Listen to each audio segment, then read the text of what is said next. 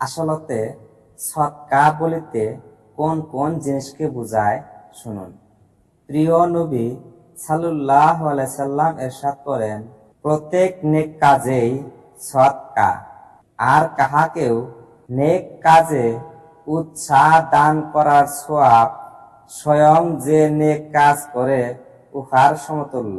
আর বিপদগ্রস্ত লোকদের সাহায্য করাকে আল্লাহ পাক খুব ভালোবাসেন।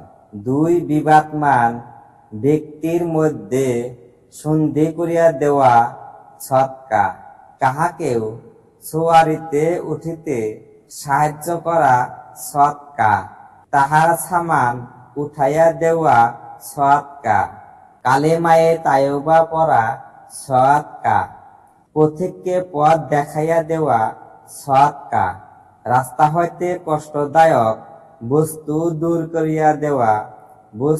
দূর করিয়া দেওয়া সদকা। আরো আসিয়াছে, প্রত্যেক নামাজ সদকা, রোজা সদকা, হজ সদকা, নেক কাজের হুকুম করা সদকা, অন্যায় কাজ হইতে ফিরানো সদকা। এই সব কিছুই সদকার সমতুল্য, তবে উহা যেন আল্লাহর সন্তুষ্টির জন্য হয়।